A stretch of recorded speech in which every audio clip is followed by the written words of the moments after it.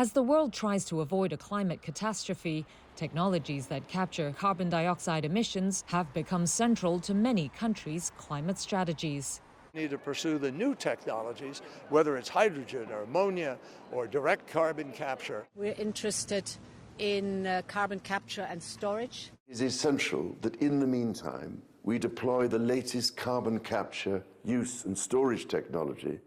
So, what's the state of the carbon capture industry now, and what are the challenges it faces?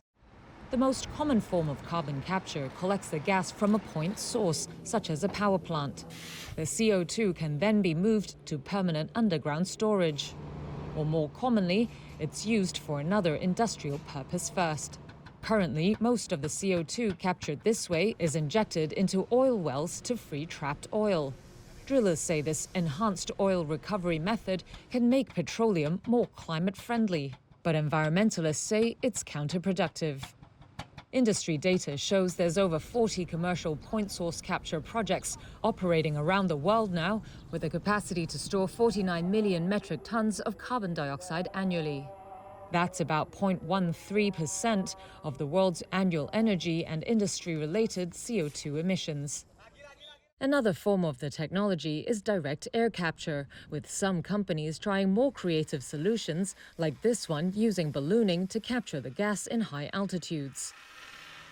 Data from the International Energy Agency shows that only 27 direct air capture hubs have been commissioned globally, capturing just 10,000 metric tons of CO2 a year. But some 130 facilities are being planned around the world, with the US announcing in August $1.2 billion in grants for 2 in Texas and Louisiana. One key challenge is the tech's high cost. The price tag for point source capture projects range from $15 to $120 per metric ton of captured carbon. With direct air capture, it can cost up to $1,000 per metric ton. Some countries are trying to use public subsidies to get the projects going, such as the US Inflation Reduction Act, passed in 2022, that offers tax credits for every ton captured. The cost is a tough sell when there's little proof to show the technology is ready to be deployed at scale. But developers of the tech say funding is crucial to push it further. Here's Shashank Samala, CEO of one of the firms that just won a federal grant for a capture hub in Louisiana. 2 years ago, we were at a petri dish where we were removing grams of CO2 from the air.